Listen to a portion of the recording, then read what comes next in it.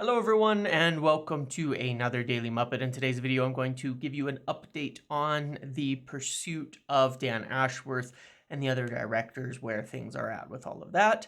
We'll talk about Murtough being on tour across Europe as United look to get a head start on transfers this summer. Some other financial details, some other news, ins, outs, everything else. So let's get into it.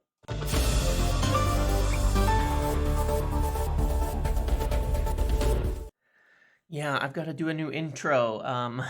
My video seems to be broken anyway in terms of giving audio for the whole intro, but it's probably time for a new one come this summer anyways. So hopefully with some new signings and some new people, we can put different faces and all that all over the introduction. But first and foremost, as usual, today's video is sponsored by SofaScore. So make sure to download that to keep up with the latest on score stats and everything else. A very useful tool, very interesting thing to look at all times. So you can use the link in the description below, or you can, yes, I got it right, scan the QR code over there to download to our link. Thank you very much. So I spelled Ashworth wrong. That's okay. We move. It happens. There's a W before the H. So on Dan Ashworth, though, the situation that we have here, obviously this has been taking a little bit of time. There are multiple factors that are at play as to what is being discussed and has to be negotiated with Newcastle. There's the compensation aspect for him, in terms of breaking the contract and all of that. And then there's the matter of start date and the fee in order to make that occur. And as I understand it, I tweeted last night, just to give a little bit more on this, that the negotiations with Newcastle were difficult and continue to be difficult. And there may have been things that have gotten closer, but there are multiple aspects to what has to be negotiated. And when it comes down to, the preference over timing, wanting him to start sooner rather than later to be able to be more involved for this summer, for things like that, that has not all been resolved in terms of the cost. And we'll talk about some of the aspects of cost later, but I think it's important just to note that they really don't want to be specific. They don't want to be they don't want to spend so much money on this, because it's not about cost saving, but really a matter of there's good reasons why this year it would be important not to spend too much money and overspend. So it's still under discussion. It's still at play. I do expect that they'll be getting into it a bit more over the international break, as so far as I was told, with the goal to have something lined up and ideally wrapped up. That doesn't mean starting right away, but wrapped up in terms of an agreement and being able to, to get this done as soon as possible. So yeah, it's going to take a little bit more time. It's not ready yet, but it's still very much expected, but they really don't want to be spending 20 million, 15 million on it. And, but they do want to be able to have him in a decent amount of time, to affect things moving forward. So yeah, that's where it's at. A little bit more to run on this. I wish I had better news there. In the meantime, they are working on situations with the other directors. I'm pretty confident on Wilcox at this point in time. There's a lot of reasons to be. His name is still the main one brought up, and for many reasons. Maybe there's other possibilities, but I feel that there's really no issue with that one once the Ashworth thing is sort of finalized. I have mentioned in the past that there's other names that they're looking at. The Dougie Freedman link has been pretty well shot down by a lot of people at this point in time. There's I'm sure there are more names. The name I heard that I hinted at before that there would be interest in is Kyle McCauley of Chelsea, as being a name that is on the list. Someone who was the assistant head of recruitment at Brighton previously, and somebody's worked with Ashworth before. That would be a name under consideration for potentially the technical director's role. I don't know if he's the only one. I don't know if there's other names under consideration. It sounds like, like I said, it sounds like the Dougie Freedman one isn't. based on many of the reports that have come out from other journalists. I haven't been able to get anything on that. I don't know that they've done any approach to Chelsea or would until they have Ashworth done. I don't know. I just know that that is a name under consideration, yes, for that role that has worked with Dan Ashworth before and done, obviously, a lot of work at Brighton. So, yeah. Other thing I want to mention here, obviously, at the moment, John Murtough, Matt Hargreaves are going around Europe. As I was saying last week, I pretty well said it straight, that they were utilizing the people who are already there, already present at the moment to get a head start on transfers for this summer. Well, there you have it.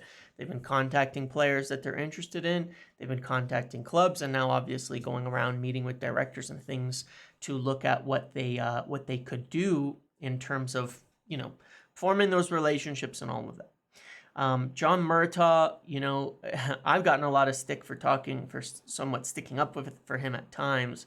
At the same time, while I've very much criticized our transfer work over the last few years too. And there's a reason for that. As with anyone else, John Murtough has been working with hands held and tied behind his back, like everybody. And he's really done mostly what's been asked of him, but with everything having to go through, Joel Glazer and all of that previously, and a lot of decisions coming from up high, for Richard Arnold and all of that, it's been pretty much an impossible job. John Murtough is someone who's extremely well respected by people at United, including the people from INEOS who have come in. I've said before, I could see him shifting to a new role. He's not going to be the director of football. That's the key. He's not viewed as the right person for that job. But he is an extremely hard worker, and he's done a lot of good things for United over the last few years, including he was at the impetus of a lot of the youth recruitment prior to Brexit that helped bring in players like Alejandro Garnacho. He was at the core of some of the data science overhauls that are ongoing at the moment that, would be, that are something that could have a big positive impact in the future. And he was a part of the necessary and ongoing overhaul of the medical department, recognizing that it was not doing what it was supposed to. These are good things that were started by and under John Murtough.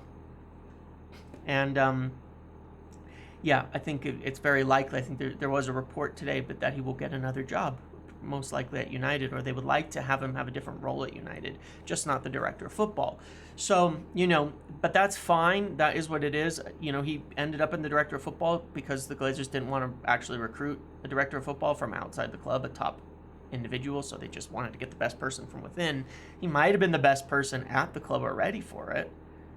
That's not to say any of them were the right person. So either way, there you go. They got my John Murtough prop in for you. So, I'm not the only one who thinks that way.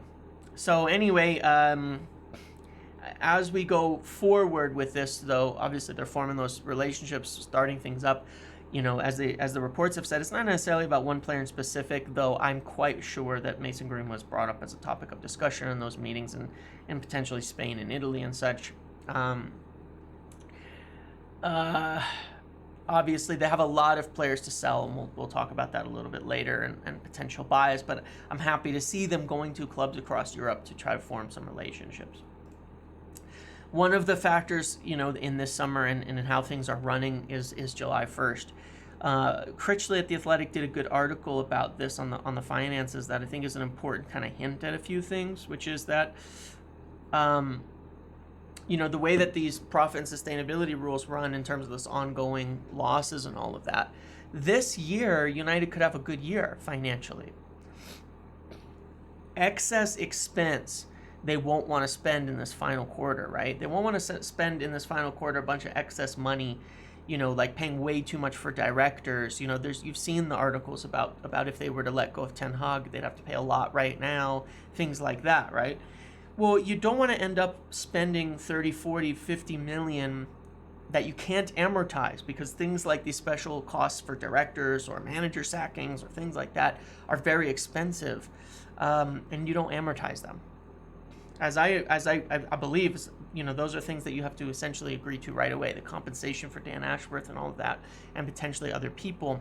So you want to minimize that, because they need, if they have a good year this year financially, and the third year prior drops off from a loss standpoint, which I think was a big one during COVID or around COVID years, then after July 1, it allows them to spend a lot more money and do a lot more because it goes into the next year. So, that will be a consideration for a lot of things, and it's just something to think with. This is a situation that obviously the leadership now at United from INEOS have inherited. And so they have to think with that. They have to think with that for sure, which applies to directors, it applies to decisions that are made, it applies to a lot of things. And just not spending a bunch of money wastefully this season for no reason that would result in losses, because it would hamstring them for the future. So we'll talk about that because that applies to some of the sales stuff there. So I'll talk about that in the sales section, which has a couple of threads through it. On transfers itself, obviously last week we talked about Gerard Braithwaite and Michael Olise. We've seen some confirmation of that, people talking about Olise being a target, Braithwaite being a target. I'm quite positive that both of them are, that both have been well contacted. There's some stories today about Bremen? Yeah, from Juventus, right? I don't know how I sometimes mess up these names like that. Like the name just escapes me right as I'm about to, Bremer. Werder Bremer from Juventus,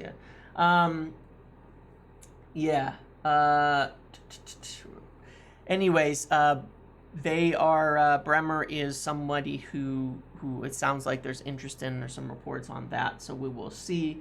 The center back area is going to be a huge target, obviously, a big target.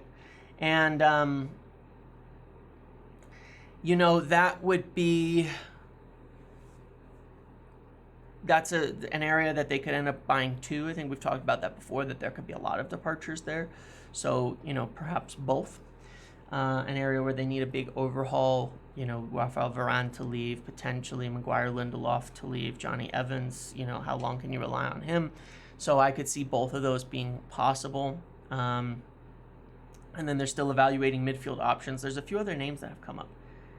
And they're still looking at a lot across the board there. There's still a lot of different recommendations on things. But, what would be really interesting, and then there's the left back situation. But what's real interesting about them going around Europe and looking at different things is that there's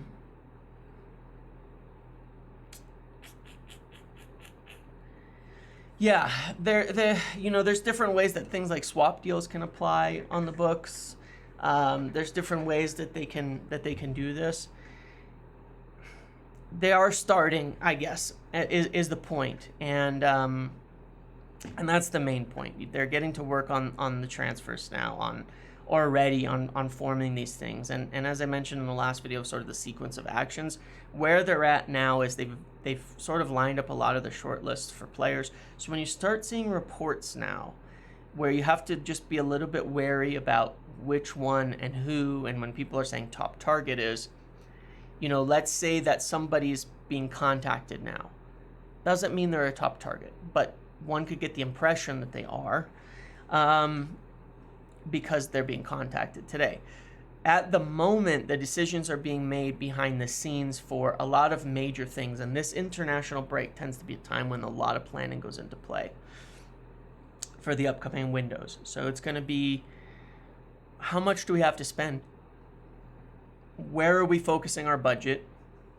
And then who are our major players? And so I believe over the next few weeks, you're going to see those decisions. Well, you may not see them, but those decisions are what's going to be made. And then following that, moving as we go into April, the contacts that start to show up there now, and that's part of why it's a good idea forming these relationships and going to meeting with people now, will be, hey, we want to talk further about how we can line up a deal for this summer. We want to see who's available. We want to see, where's this player at, so that when they start talking to the player, they can have relationships, start talking to the club. So in April, I would say that's when you'd expect those to start in earnest with the top targets, quietly, but in earnest. And the same goes for sales. So obviously, one of the areas that United intend to be very proactive is on sales, where they have not been proactive in the past. And that's a big part of these meetings too, is going around to these different clubs and saying, hey, yeah, we're going to have players available. If there's ones you're interested in, we want you to talk to them. In the past, United have not been proactive at sales. A lot of times they've had misguided ideas about preserving value, not letting people know that players are available, and making them seem ultra important to preserve their value or to get better fees for them, but it doesn't work out and they just end up being stuck with them. That's not really going to be the case now. They're being proactive on saying, hey, yeah, we might have options available, and you let us know if you do too, and looking for those kind of good deals. Clubs are looking for players who have 1 year left where they can get a good deal. United will be looking in that market too. If a club is saying, yeah, shoot, this guy's got 1 year left, they're not signing a new deal, we know we're probably going to have to sell. They want to sell at that point in time because it's better for them to do so. So then lose the player for free. So there's a lot of good reasons to form these relationships, but I think that proactive on selling is a big deal. Anthony, one, they still want to sell, but Ducker wrote a good article that unfortunately the legal case could be a huge deterrent to that, because who's going to want to buy him? So potentially a loan. Jadon Sancho, I think there's very, very little chance that he comes back at this point in time, because the problems were not just with Erik ten Hag, but the club as a whole. I think I've covered that in detail before. Yeah, Anthony, Jadon Sancho, Mason Greenwood obviously is one that they're going to be exploring all the possibilities for. That could be a major sale or a swap if there's any concern with regards to actually exchanging funds. It'd be wrote on the books in different ways, doesn't really matter, but it could be a swap there for somebody. You never know. That I would not ignore the possibility of that. And then obviously you have other players, Casemiro, Donny van de Beek. You have these young players in Pellistri, Hannibal Mejbri, Alvaro. We don't know if their options will be taken up. They're going to need to be wanting to send them out to different places this summer. There's a lot of money that could be raised. And again, when you look at this, if they have a good end of this year financially, then with a few sales after July 1, you could see a massive window. Seriously, like a massive window. There is the possibility for that, which they won't love being said, but there is the possibility for that if they do things right financially. And I think that's really the point, is trying to give themselves the most freedom financially to get things done. So yeah, I'll let you know if I get any specifics on different targets. Obviously on the transfers, people are still asking a lot about Onana. I don't know anything further about it except that he's been a target for some time. There's still Palacios. There's some talk of that very expensive player Neves. Yeah, right? João Neves, 100 million plus. I don't think that's a deal that United will be looking at this summer.